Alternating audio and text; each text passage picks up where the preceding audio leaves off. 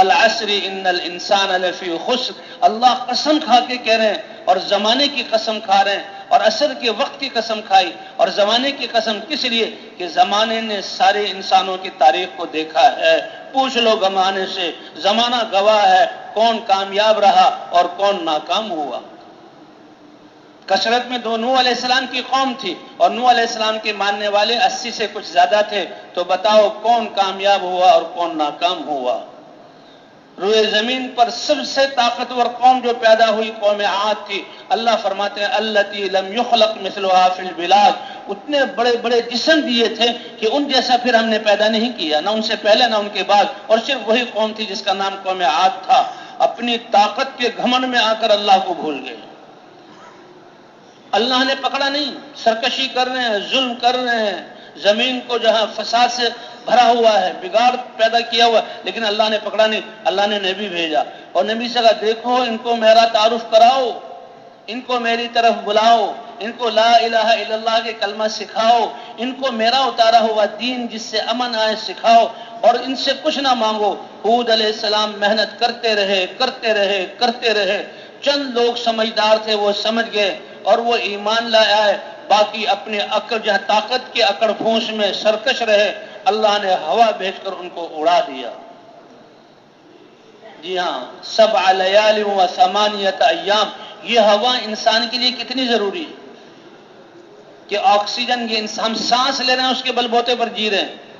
یہ فالج کیوں گرتا ہے کہ دماغوں کی رگوں میں جہاں یہ آکسیجن پہنچنا بند ہو جائے اور وہ حصہ مردہ ہو جاتا ہے، انسان کا چہرہ ہی ٹیڑھا ہو جاتا ہے، انسان کا آدھا جسم مشلول ہو جاتا ہے، اور یہ انسان بس صرف ایک زندہ لاش ہے، زندگی گزر رہی ہے۔ کیوں؟ اس آکسیجن کی وجہ سے۔ اب کتنی اہم یہ ضروری چیز ہے، اور اللہ کیسے آکسیجن پیدا کرتے ہیں؟ ہر انسان 1 منٹ میں 5 دفعہ سانس لیتا ہے، اللہ پورے جسم میں اس کو گھماتے ہیں اور اندر کی علائشوں کو لے کر یہ سانس نکلتا ہے، پھر اللہ صاف کر دیتے ہیں۔ تو اتنی اہم اور انسان کی زندگی کا دار و مدار جس پر، اسی کو اللہ نے ہلاکت کا ذریعہ بنایا۔ 7 لیال و 8 ایام، 7 راتیں مسلسل وہ ہوا چلتی رہی، اور 7 ایک دن پہلے ایک دن بعد میں 8 دن وہ ہوا ان پر چلتی رہی، اور اتنی تیز چلی کہ مضبوط جسم والے ان کو ہوا نے فضاؤں میں اڑایا تو اپنے گھروں میں آ کر اپنے بڑے بڑے گیٹوں کو بند کیا، ہوا گولائی میں گھومی، اس نے ان دروازوں کو اکھاڑا اور ان کو جسموں کو نکال کر فضاؤں میں تنکوں کی طرح یہ اڑ رہے تھے اور بے بس تھے، اور ان کو جہاں گردنوں کے بل زمین پر پٹکا، اور پھر جب ہوا بند ہوئی تو ایسے پڑے ہوئے تھے بستیوں میں جیسے انسان جو ہے کھجوروں کے لمبے درخت ایک دوسرے میں گھسے ہوئے ہوتے۔ اور ایمان والوں کی اللہ نے حفاظت کی، ایمان والوں کی حفاظت کی۔ ہود علیہ السلام اسی علاقے میں تھے، یہ کوئی 1-2 گاؤں نہیں تھے، یہ میلوں میں پھیلا ہوا علاقہ تھا۔ ہود علیہ السلام وہیں تھے، ایمان والے ان کے ساتھ تھے۔ اللہ کا حکم تھا اے ہوا نافرمانوں کو مت چھوڑو اور فرما برداروں کو ذرہ برابر گزن مت پہنچاؤ۔ ان کے تو دروازے ٹوٹ رہے ہیں، ان کے گھر الٹ رہے ہیں، ان کے جسم ہواؤں میں تنکوں کی طرح جو ہے اوپر جا کر فضاؤں میں جو ہے تیر رہے ہیں اور بے بس ہیں، اور ایمان والوں کے پاس سے ہوا ایسے گزر رہی ہے کہ ان کے کپڑے بھی جو ہے نہیں ایسے ہل رہے کہ ان کو تکلیف ہو، بالکل آرام سے۔ یہ ہے اللہ کا امر اور یہ ہے تعلق اللہ کا ایمان والوں کے ساتھ۔ جب ہوا بند ہوئی تو ایمان والے محفوظ ہیں، ہود علیہ السلام محفوظ ہیں، اور یہ سب دعویٰ کرنے والے۔ اللہ کے نبی نے یہ بھی سمجھایا کہ ذرا سوچو تو صحیح، تم کہتے ہو من اشد منا قوہ، ہم سے زیادہ طاقتور اس کائنات میں کون ہے؟ تو کیا تمہاری عقل تمہیں یہ نہیں بتاتی جس اللہ نے تمہیں بنا کر یہ کمال والا جسم عطا فرمایا ہے، کیا تمہاری عقل یہ نہیں کہتی کہ وہ تم سے زیادہ طاقتور ہے؟ لیکن جب انسان خواہشات کے نشے میں اور دنیا کی محبت کے نشے میں، جیسے نشائی آدمی کسی اپنی ماں کو نہیں جو ہے وہ پہچانتا، اس کی طرف بھی دست درازی کرتا ہے، اپنے باپ کو نہیں پہچانتا، ایسے ہی دنیا کی محبت کا نشہ انسان کو ایسا بگاڑتا ہے کہ یہ بات ان کی سمجھ میں نہیں آئی۔ اے ہود یہ کیا کہہ رہے ہو؟ کون ہے پیدا کرنے والا؟ کون ہے بنانے والا؟ والعصر ان الانسان لفی خسر، یہ زمانہ گواہ ہے، اس نے قوم عاد کو بھی دیکھا، اس نے قوم ثمود کو بھی دیکھا، اس نے قوم شعیب کو بھی دیکھا، اس نے مدین والوں کو بھی دیکھا، اس نے قوم سبا کو بھی دیکھا۔ ایسا بھول جانے والا کہ ابھی چند صدیوں بعد قوم سمود وہ دنیا میں آئی. وہ کہنے لگے یہ قوم عاد، ان کے یہ الٹے ہوئے گھر اور ان کے یہ ہڈیوں کے یہ ڈھانچے اور ان کا یہ ساز و سامان بڑے بیوقوف تھے. انہیں پتہ نہیں کہ اس دنیا میں ہوا بھی آتی ہے، تو انہوں نے فضاؤں میں اپنا گھر بنایا. ہم ہیں جو مقابلہ بیماریوں کا مقابلہ اور آسمانی آفتوں کا مقابلہ عقل کے اندھے ان کا مقابلہ کریں. ارے اپنے اعمال کو ٹھیک کرو، توبہ کرو، اللہ کی طرف رجوع کرو. اللہ سیلابوں سے بچائیں گے، اللہ آفتوں سے بچائیں گے، اللہ مہلک بیماریوں سے بچائیں گے. اس کا راستہ اللہ کی طرف رجوع کرنا ہے. تو وہ بھی عقل کے اندھے اور اپنی صنعت میں بڑے غرور میں کہ قوم عاد تو بڑی بیوقوف تھی. انہوں نے فضاؤں میں اپنے گھر بنا لیے، ہواؤں نے ان کو اڑا دیا. ہم پہاڑوں کو تراش کر محلے اور شہر پہاڑوں کے اندر جو ہے آباد کریں گے، گھر بھی بنائیں گے، ہواؤں کے پہنچنے کا نظام بھی بنائیں گے، روشنی بھی جائے یہ سارا نظام بنائیں گے. محلوں کے محلے پہاڑوں کے اندر آباد ہوں گے.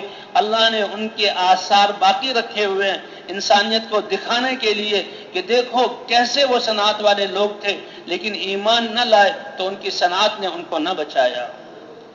اپنی سمجھ میں تو کتنا پختہ تھے کہ ہوا آئی تو پہاڑوں کا کیا بگاڑ لے گی، ہمارے گھروں تک تو وہ پہنچے گی نہیں، ہم تو پہاڑوں کے اندر اپنے گھروں میں ہوں گے. اللہ کے نافرمان، اللہ نے ان کو ہلاک نہیں کیا. یہ میرے بندے ہیں، یہ اپنی طاقت کے گھمنڈ میں غفلت میں پڑ گئے ہیں، نشے میں پڑ گئے ہیں، میں نے ان کو معاف کرنا ہے. اللہ نے صالح علیہ السلام کو بھیجا. اے میری قوم اعبد اللہ، اللہ کی عبادت کرو، وہی تمہارا خالق اور مالک ہے، رزاق ہے. اسی نے تمہیں بنایا ہے، اسی نے یہ سمجھ دی ہے، اسی نے تمہیں یہ مواقع دیے ہیں کہ تم نے دنیا میں ایک کارنامہ انجام دیا. اگر اس پر ایمان لے آؤ تو فلاح کو پا جاؤ گے. اے صالح تمہاری بات سمجھ میں نہیں آتی، کہاں ہے اللہ، کہاں ہے یہ چیزیں، اس کی قدرت. یہ تو ہم نے اپنے ہاتھوں سے کیا، تراش تراش کر یہ شہر آباد کیے ہیں. یہ ہمارے ہنر کا کارنامہ ہے، ہمارے فن کا کارنامہ ہے، جسے آج دنیا دعویٰ کر رہی ہے کہ ہم فضاؤں کو چیر کر کہاں کہاں تک پہنچ گئے.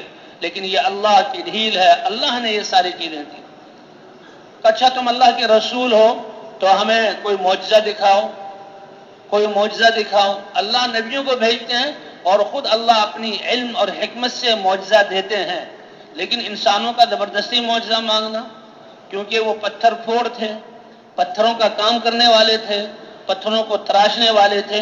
اللہ نے معجزہ بھی ایسا ہی دیا کہ ایک بڑا پہاڑ، چٹان کی صورت میں ایک پہاڑ تھا، کا معجزہ دکھاؤ تو وہ پہاڑ ہلا اور اس میں تھرتھری پیدا ہوئی اور اس کے بیچ سے ایک اونٹنی، 10 ماہ کی گابھن اونٹنی سامنے آ گئی کہ دیکھو تم نے تو صرف گھر بنائے ہیں، یہ تو انسان کر سکتا ہے، اور میرا اللہ اتنی قدرت والا ہے کہ اس پتھر سے ایک جاندار اونٹنی جو 10 ماہ کی گابھن ہو وہ، اور اس نے آتے ہی بچہ دیا اور بڑی اونٹنی تھی. کہا دیکھو یہ اللہ کی نشانی ہے، یہ اللہ کی نشانی ہے. اب مان لو کچھ لوگ ایمان لے آئے، لیکن ہٹ دھرم لوگ کہتے نہیں ہم نہیں مانتے اس کو. اچھا وہ اونٹنی بہت بڑی تھی، بہت بڑی اونٹنی تھی. جب چراگاہوں میں آتی تو سارے جانور ڈرتے اور جس کنویں میں منہ ڈالتی تو سارا پانی کھینچ لیتی. لیکن ایسا ہی نہیں تھا، بلکہ وہ دودھ بھی اتنا دیتی تھی کہ جس گاؤں جس علاقے میں وہ اونٹنی تھی اس کا دودھ اتنا نکلتا تھا کہ سارے لوگ اپنے برتن اس کے دودھ سے بھر لیتے تھے، سارے لوگ اپنے برتن اس کو بھر لیتے. اتنی بڑی نشانی کے باوجود بھی جن کے دلوں میں دنیا کی محبت اور اس کا نشہ تھا وہ اس کو نہ سمجھ سکے اور خلاف چلنے لگے. اس اونٹنی کو انہوں نے شہید کروایا. اللہ نے ایک چیخ بھیجی، ہوا نہیں بھیجی، فرشتے کی ایک چیخ ایسی کہ وہ اپنے گھروں کے بیچ میں تھے، اس نے کلیجوں کو پھاڑ دیا اور ایسا ہو گیا کہ یہ ہزاروں کی بستیاں اور یہ ہزاروں کی قوم کہ کوئی سانس کی آواز بھی کہیں نہیں رہی. فَأَصْبَحُوا فِي دَارِهِمْ جَاثِمِينَ کہ اپنے گھروں میں گھٹنے کے بل اوندھے پڑے ہوئے تھے اور کوئی سانس لینے والی چیز باقی نہیں تھی. اللہ نے ان کو ہلاک کیا اور صالح علیہ السلام اور ایمان والوں کو بچایا. کتنے قصے اللہ نے بیان کیے. قسم ہے زمانے کی، سارے انسان نقصان میں ہیں، مگر وہ جو ایمان والے ہوں. ایمان سب سے بڑی دولت. ایمان سب سے بڑا یقین، ایمان وہ جو امن دلائے انسان کو. جب اللہ کی ذات پر ایمان ہے، یقین ہے اللہ کرنے والے، تو یہ انسان کسی حال میں پریشان نہیں ہو سکتا، اور اس انسان کو اللہ پریشان نہیں ہونے دیں گے. اسلام پر ہیں تو سلامتی ہی سلامتی ہے. ہم ایمان والے کہہ رہے ہیں امن نہیں ہے تو یہ اپنے ایمان کی خیر منائیں. اسلام والے ہیں سلامتی نہیں ہے تو ہم دیکھیں کمی کہاں پر ہے. یہ نبیوں کی محنت اسی لیے ہوتی ہے.